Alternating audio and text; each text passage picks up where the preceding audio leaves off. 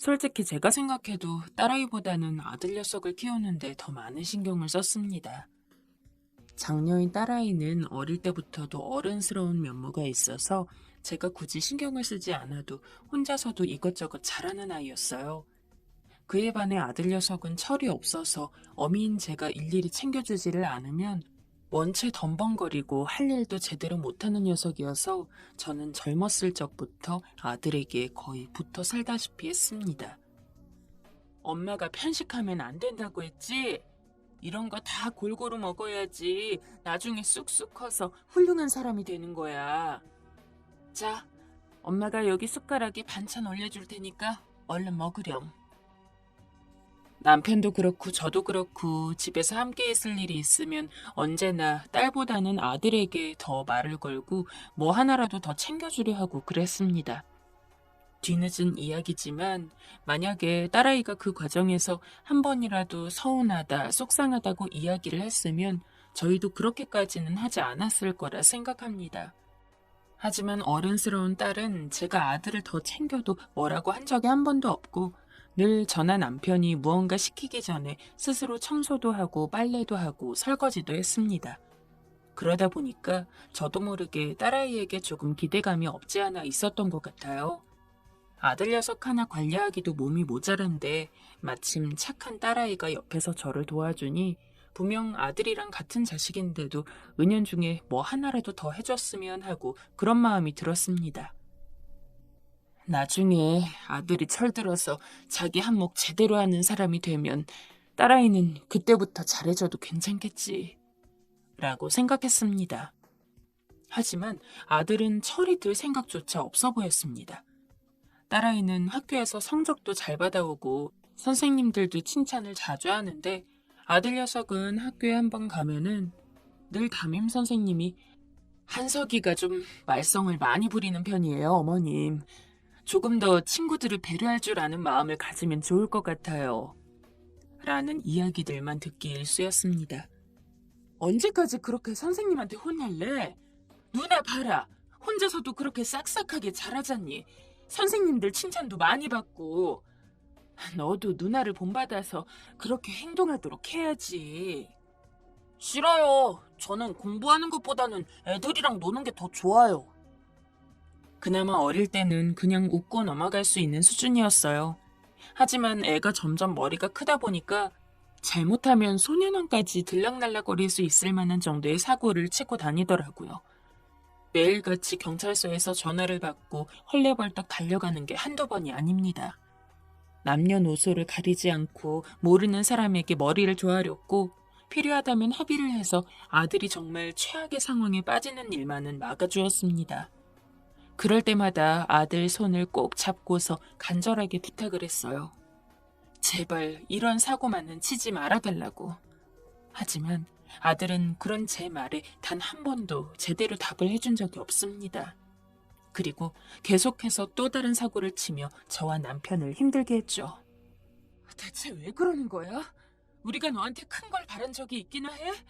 사고만 치지 말아달라는 건데 어떻게 이렇게 하루가 멀다 하고 일을 벌여?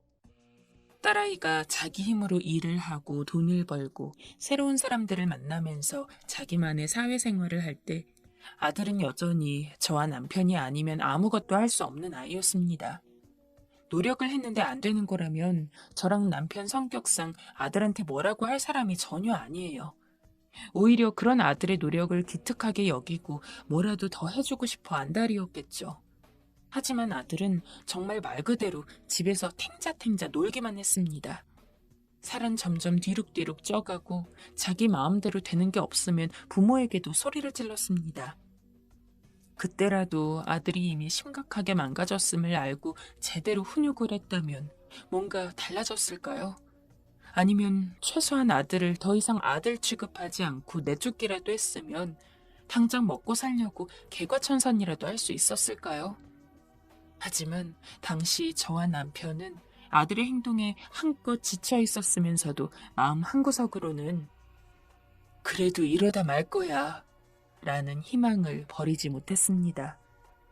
어릴 적부터 너무나 귀하게 키워왔던 아들이었고 그저 지금은 방황의 시기가 약간 길 뿐이지 분명 나중에는 부모의 마음을 알고서 자기 몫은 제대로 하는 사람으로 자라날 거라고 그렇게 믿었습니다. 그러나 아들은 해가 갈수록 그런 저희의 믿음을 저버렸습니다. 집에 들어오지 않는 날도 많아졌고 여전히 툭하면 누군가와 시비를 걸고 사고를 치는지라 집에서 며칠간 못 본 아들을 경찰서에서 보는 날도 많았습니다. 딸아이는 그 사이에 결혼도 하고 자기 자식도 낳아서 행복하게 사는데 아들은 50살이 되도록 여자는커녕 제대로 자기 일 한번 해본 적이 없습니다. 언제나 돈이 필요하면 저나 남편에게 달라고 했고 그때마다 저희는 부모로서 뭐라도 해보려고 했으나 결국 마지막엔 아들에게 시키지 못했기 때문에 아들이 이토록 엉망진창으로 자랐다는 걸 이제는 압니다. 하지만 그렇다고 해서 지금까지 해온 것들이 있는데 금세 손바닥 뒤집듯 바뀌어서는 아들을 밖으로 내돌릴 수도 없었습니다. 미혼하고 오나 저희 아들이었으니까요. 그런 저희를 보고 딸은 종종 이야기했습니다. 언제까지 제가 저러는 거 냅두실 거예요? 제가 예전부터도 종종 이야기했잖아요. 쟤 저렇게 컸다가 아무것도 못한다고. 그런데 지금 보세요. 나이가 몇 살인데 어떻게 아직까지 부모님들 용돈을 탔어요. 지금이라도 바로잡아야 해요. 지금 생각해보면 딸아이 말이 1000번 만번 맞습니다. 그런데 그때는 왜 그렇게 괘씸하게 들렸는지 장녀가 돼서 부모처럼 동생을 챙기지 않는 딸이 갑자기 미워 그런 말을 할 때마다 너는 우리처럼 동생 한번 챙긴 적이 있기나 하니? 자기 사느라 바빴던 주제에 그렇게 말만 하면 다야? 라며 옳은 말만 하는 딸을 오히려 타박했습니다. 그러는 와중에도 아들은 살뜰하게 사고를 치고 다니고 결국 저희가 막아주다 못해 교도소까지 한번 다녀오는 일이 있었습니다. 그리고 그 사건을 계기로 남편은 쓰러졌죠. 그렇게 귀하게 여기던 아들을 교도소로 보내고 그나마 믿을 수 있는 상대였던 남편까지 쓰러지고 나자 저는 도대체 이 상황을 어떻게 헤쳐나가야 할지 몰라서 그저 쓰러진 남편의 손을 잡고 얼른 깨워달라고 비는 것이 전부였습니다. 하지만 그런 제 간절한 바람에도 불구하고 남편은 세상을 떠났죠. 남편 장례식을 열고 조문객을 맞이하는데 소식을 들은 딸아이가 연락을 했습니다. 바빠서 아버지 장례식에 참석을 못한다는 이야기였죠. 너무 어이가 없어서 상중인데도 불구하고 조문객들 다 있는 곳에서 고래고래 소리를 질렀습니다. 네가 그러고도 우리 자식이냐? 어떻게 아버지가 돌아가셨는데 바쁘다는 이야기를 하면서 못 와? 그러면 이 애미 혼자 장례식장을 지키란 말이냐? 아이고, 자식 새끼 키워봤자 소용 하나 없다더니 지 부모 죽었다는데도 안 오는 게 자식이야? 전화기를 붙잡고 울며 난리를 쳐도 딸아이는 매정했습니다. 졸지에 가족 하나 없이 남편 상을 치러야 했던 저는 제대로 된 이유도 설명 안 하고 장례식장에 오지 않는 딸이 너무도 미웠어요. 친척들은 뭐라고 생각할지 너무도 창피해서 얼굴을 들고 다닐 수 없었습니다. 그리고 딸아이의 행동도 절대 용서할 수 없었죠. 그래서 일부러 연락 한 번 안 했어요. 그러면서 내심 딸아이가 먼저 미안하다고 사과를 하고 연락이 오지 않을까 생각했습니다. 하지만 제가 연락을 안 하니 딸아이도 저에게 연락을 하지 않았죠. 참다 문자도 보내봤습니다. 너 지금 늙은 이 어미랑 기싸움이라도 하자는 거니? 내가 연락을 안 한다고 어떻게 너까지 나한테 연락을 안 할 수가 있어? 너가 자식이야? 자식이면 부모가 잘 지내나 연락하는 게 도리고 아버지 돌아가신 지도 얼마 안 됐는데 혼자 남은 어미가 걱정이 되지도 않니? 그리고 이제 곧 네 동생 출소한다. 내가 얼마나 신경 쓸 게 많은데 딸이라고 하나 있는 게 이렇게 어미 마음을 몰라? 답장이 없는 딸을 원망하고 혼자 울던 것도 잠시. 아들을 출소하고 나서 저는 아들 뒷바라지를 하느라 너무나 바빴습니다. 하지만 남편이 죽은 이상 생활비는 거의 똑 떨어졌고 제가 벌어오는 돈으로 먹고 살아야 했는데 나이 먹은 늙은이가 혼자서 돈을 벌 수 있는 수단이 뭐 얼마나 있겠습니까? 건물 청소부로 새벽부터 늦게까지 뼈 빠지게 일해도 손에 잡히는 돈은 얼마 없고, 그런 와중에도 아들은 틈만 나면 계속 돈을 달라고 해서 술이나 퍼먹고 다니니 그걸 도저히 맞춰주기 힘들었습니다. 그런데 어느 날 아들은 정말 정신 차렸다고 하면서 제발 한 번만 도와달라고 하더군요. 이제까지 당한 게 있으니 고민을 안 했던 건 아니었습니다. 하지만 믿고 싶었습니다. 눈물 뚝뚝 흘리며 효도하겠다는 말. 저는 효도까지 바라지도 않았습니다. 그냥 사람처럼 사람 구실만 하고 살길 바랐을 뿐입니다. 그래서 결국 몰래 꽁꽁 숨겨놓은 남편 보험금을 아들에게 주었습니다. 이번만일 거야. 이젠 아들도 스스로 일을 구해서 혼자 살아나가겠지. 그래, 이번만 참자, 이번만. 하지만 결과는 한 달도 채 걸리지 않았습니다. 그리고 아들은 또다시 돈을 요구했어요. 이제는 정말 단돈 10,000원이 아니라 몇천 원도 주기 힘들 지경에 이르자 그때서야 저는 지금이라도 아들에게 강하게 나가야 한다고 생각했습니다. 그래서 얼마 뒤에 대체 무슨 술을 마셨는지는 몰라도 거나하게 취해서 들어온 아들이 베베 꼬이는 혀로 엄마, 나 빨리 5만 원만. 5만 원만 줘요. 라고 이야기하는 걸 나 이제 너 줄 돈 없다. 라며 딱 잘라 이야기를 했습니다. 아이씨, 그동안 달라고 할 때마다 잘 줘놓고 무슨 돈이 없어. 거짓말하지 마. 진짜 돈 없다. 내가 그동안 너한테 얼마를 줬는지 이제 셀 수도 없어. 내가 나 먹을 끼니까지 굶어가며 준 돈이야. 네가 비록 지금까지는 말썽도 많이 부리고 나이값을 못했을지언정 그래도 교도소까지 살다 나왔는데 이제는 정신 차릴 것 같아서 참았다. 근데 네 아버지 목숨값은 어디에다가 날려먹고 또 돈을 달라고 해. 아버지도 너 감옥에 있는 동안 돌아가셨어. 이제 부모라고 남은 건 나뿐이다. 나 죽으면 넌 어떻게 살려고 그러는 거야. 너한테 줄 돈 정말로 먹고 죽으려고 해도 없다.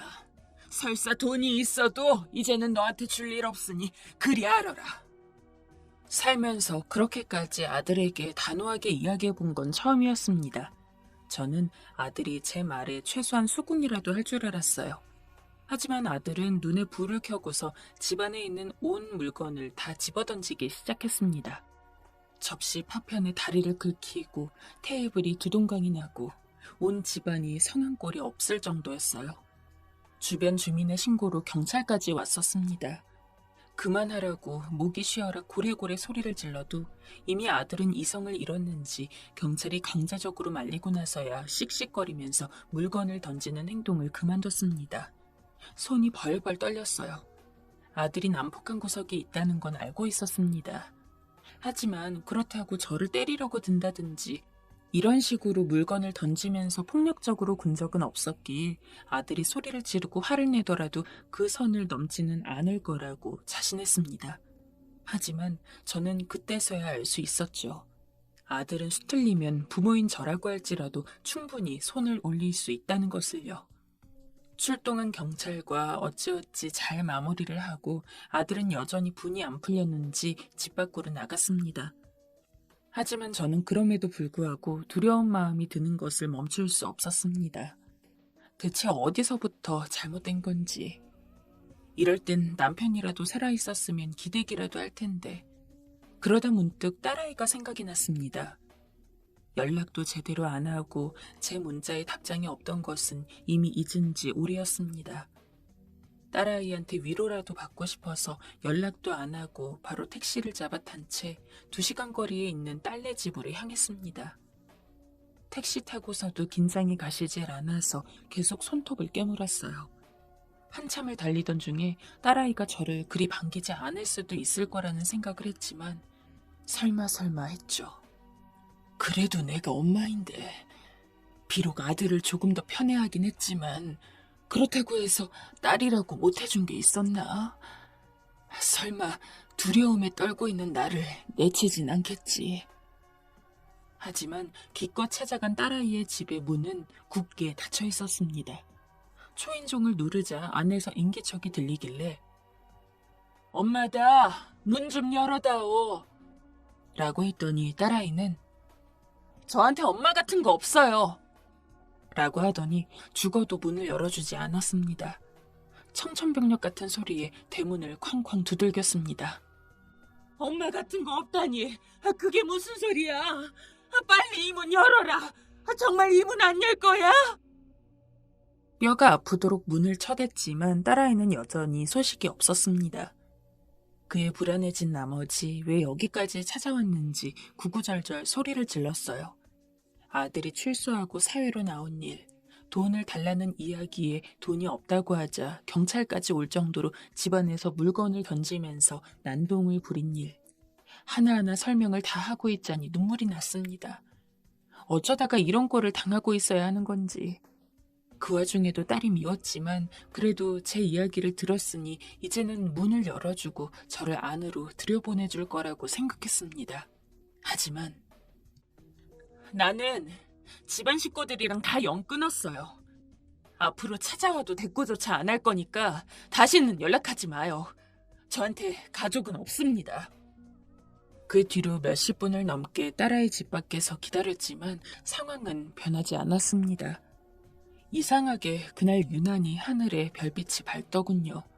그걸 보니 아들이 순수했던 어릴 적 모습이 주마등처럼 스쳐 지나갔습니다. 도대체 어디서부터 잘못된 건지, 내 인생이 어디서부터 꼬였는지 알 수 없었어요. 저는 결국 다시 난장판이 된 집으로 돌아갈 수밖에 없었습니다. 몇십 년을 넘게 살아온 세월이 어쩜 이리 허망한지. 멍청하게도 딸아이가 직접적으로 저희와 연을 끊었다고 이야기를 했을 때 깨달았습니다. 그동안 딸이 저희 집에서 무척이나 많은 고생을 했다는 것을요. 부끄럽지만 저는 딸아이의 희생이 당연한 거라고 생각했습니다. 어렸을 때부터 너무나 의젓하고 어른스럽게 자라와서 철없는 남동생을 위해서라면 당연히 딸아이가 해줄 수 있는 모든 것들을 해야 한다고 생각했어요. 네 동생이 돈이 좀 필요하대잖아. 얘가 뭐 좀 해보겠다는데 너는 누나가 돼서 돈도 하나 못 빌려주니?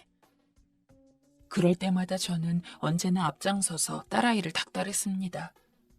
분명히 딸아이도 소중하게 키워야 했을 자식인데 저는 아들을 끼고 사느라 딸아이의 아픔을 미처 보지 못했고 그런 와중에도 딸아이는 계속해서 고통을 받아오고 있었을 겁니다. 얘가 힘들게 일해서 나중에 결혼하겠다고 벌어온 돈을 아들 주겠답시고 다 뺏어온 적이 있었어요. 엄마, 나 그거 결혼할 때 쓸 돈이에요. 나 이것까지 없으면 정말 빈털털이 돼요. 내가 얼마나 힘들게 일해서 돈 벌었는지 알잖아요. 딸아이는 언제나 부당한 요구에 적극적으로 항변했지만 저도 그리고 남편도 그 말에 자세히 귀 기울인 적이 없었습니다. 그냥 당장 돈을 쥐어줬을 때 아들이 좋아하고 행복해하는 모습을 보면서 그거면 충분하다 생각했어요. 그때마다 딸아이는 칼을 갈고 있었겠죠. 결국 그때 딸아이가 억지로 빼앗겼던 돈은 돌려주지 못했습니다. 전부 다 날려먹었으니까요. 생각해보면 딸아이가 저와 연락을 하려 들지 않기 시작한 것도 그 사건이 계기였던 것 같아요. 아주 어렸을 때부터 성인이 될 때까지 딸아이는 주기적으로 저희 집에서 차별을 받아왔습니다. 공부하는 것도 좋아하고 배우는 것도 좋아했던 딸은 저희 때문에 대학도 가지 못할 뻔했어요. 등록금이 든다는 것이 이유였죠. 네 동생 뒷바라지 해야 하는데 어떻게 누나인 네가 이기적으로 대학 가겠다고 할 수 있어. 미리 말하는데 우리는 절대 등록금 같은 거 못 해준다. 그러니까 너도 대학 갈 생각하지 말고 빨리 취직해서 일이나 해. 하지만 저희의 그런 말에도 딸아이는 결국 혼자 일을 해서 돈을 벌며 대학교 4년을 무사히 졸업했습니다. 그럼에도 단 한 번 칭찬해 준 적이 없어요. 오히려 그런 모습을 보면서 역시 딸아이는 혼자서도 잘 크니까 나는 아들한테 집중을 해야겠다 라는 생각이 전부였습니다. 아들이 너무나 망나니같이 굴었기에 어떻게든 정상을 만들어 보겠다고 똑같이 부모의 사랑이 필요했을 딸아이를 외면했습니다. 아니 정확히는 그때 제가 한 행동이 외면인지도 생각하지 못했어요. 저는 아들을 돌보느라 바빴고 남편도 마찬가지였거든요. 그리고 딸아이는 한 번도 저희에게 힘들다, 외롭다, 서럽다는 이야기를 안 했습니다. 그랬기에 그냥 단순하게 괜찮을 거라고 생각을 했어요. 그게 가장 큰 상처가 됐을 거라는 것을 모르고. 제 잘못을 모르는 것은 아닙니다. 하지만 최소한 이야기는 하고 싶었습니다. 부모 자식임에도 불구하고 딸아이와 저는 이야기를 나눠본 적이 거의 없었습니다. 그냥 정신 차리고 나니 딸아이와 연이 뚝 끊겨 있기에 아무리 제가 잘못을 한 거라 할지라도 최소한 변명이라도 해보고 싶었습니다. 그래서 사위에게 연락을 했습니다. 강서방, 제발 우리 딸아이와 연락 좀 하게 해주게나. 얘가 내 전화는 받질 않는데 내가 꼭 물어보고 싶은 것도 있어서 그래. 부탁 좀 하네. 사위는 난처한 기색이었지만 아마 장모인 제 부탁을 바로 거절하긴 어려웠을 겁니다. 그래서 다행히도 사위 덕분에 딸아이와 한 번이라도 이야기할 기회를 잡았어요. 내 배로 직접 낳아서 키워온 아들을 보는 건데 남을 보는 것처럼 긴장이 돼서 찬물만 수없이 들이켰습니다. 그리고 마침내 약속 장소에 나온 딸은 애정이라고는 전혀 없는 눈빛으로 저를 쳐다봤습니다. 빨리 얘기하고 끝내요. 솔직히 엄마랑 이렇게 마주보고 대화하고 싶지 않으니까. 그래. 우선 내가 그동안 너한테 신경을 못 써서 미안하다. 변명 같겠지만 네 동생이 너무 철이 없고 어린데 너는 어른스럽고 어렸을 때부터 의젓하니 부모가 뭐 시키지 않아도 척척 해내는 똑부러진 딸이라 나도 모르게 너는 그냥 혼자서 잘할 수 있는 아이라고 생각을 했던 것 같다. 그래서 너에 비하면 많이 모자란 동생을 돌보는데 더 신경을 썼고 너한테 문전박대를 당하고 곰곰이 생각을 해보니까 그 모든 것들이 너에게는 외면이라고 느껴졌을 것 같구나. 잘 알고 계시네요. 그래서 저는 더 엄마랑 얘기할 생각 없어요. 어차피 저희 가족 중에 저만 없으면 아주 화목했을 테고 오래전부터 이렇게 살면 안 되겠다고 생각을 했지만 그땐 저도 바보 같았어서 그래도 가족이니까 함께해야 한다고 그렇게 미련하게 생각을 했어요. 그런데 이젠 아니에요. 특히 엄마가 말한 것도 그렇지만 동생이라는 녀석이 저희 집에 와서 하는 꼴을 보고 더 이상 버틸 수 없겠다고 생각했어요. 네 동생이 너를 찾아갔다고?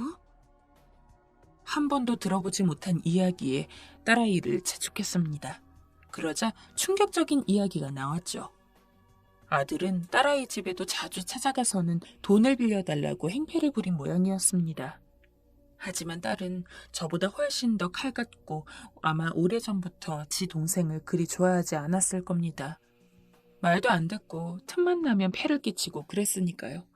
그래서 돈을 빌려달라는 아들의 요구에 절대 안 된다고 이야기를 했나 봅니다.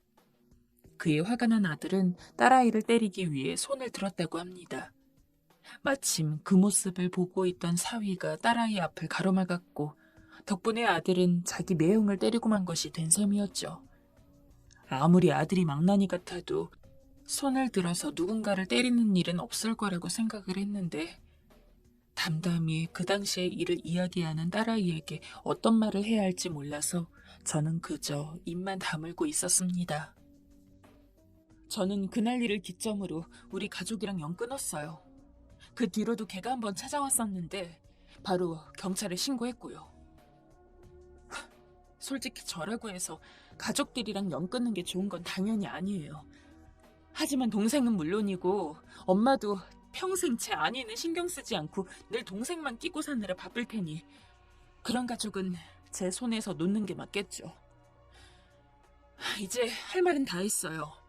남편한테도 엄마 번호 차단하라고 할 거니까 다시는 내 가족한테 연락하지 마세요. 이제 엄마도 동생도 그리고 죽은 아버지도 내 가족 아니에요. 서러움에 눈물이 뚝뚝 흘렀는데 그런 딸에게 반박할 말이 없다는 것이 더욱 서글프고 화가 났습니다. 자리에서 일어나 저를 등지고 나가는 딸의 뒷모습만을 멍하니 바라봤어요. 그동안의 나날들이 너무도 후회가 되었습니다. 나쁜 말 한 번 제대로 하지도 못하는 딸이 이렇게 날카로운 이야기를 꺼낼 수 있게 되기까지 얼마나 마음고생을 했을까 싶고. 하지만 저는 여전히 이기적인 엄마인가 봅니다. 딸의 아픔을 이해하는 와중에도 서럽고, 그래도 사과까지 했는데 한 번만 좋게 넘어가 주지 싶은 마음이 드는 것을 보면요. 지금은 아들이 또 해코지를 할까봐 혼자 있는 막내 동생네에 가 있습니다. 그러면서도 혹시나 싶어서 딸아이에게 또 말을 걸어보고자 했지만 정말 제 번호를 차단했는지 딸도 사위도 손주들도 제 연락을 받지 않습니다. 자기 동생 찾아왔을 때 그랬던 것처럼 또 문 앞에 찾아가면 저한테도 경찰을 부를까봐 그건 무서워서 못 가고 있어요. 하지만 평생 이러고 살 수도 없는 노릇인데 정말 제 딸은 저와 인연을 끊은 거겠죠? 일단 저도 제 모든 일들을 반성하고 있는 만큼 아들이랑 먼저 이야기를 해보려고 합니다. 혹여나 아들이 저한테 화가 나서 때리기라도 하면 어떨지. 이도저도 못하는 제 자신이 너무 밉고 원망스럽습니다. 제 인생이 어디서부터 잘못된 걸까요? 혹시 지금 상황에서 제가 딸아이와 다시 화해할 수 있는 방법은 없을까요?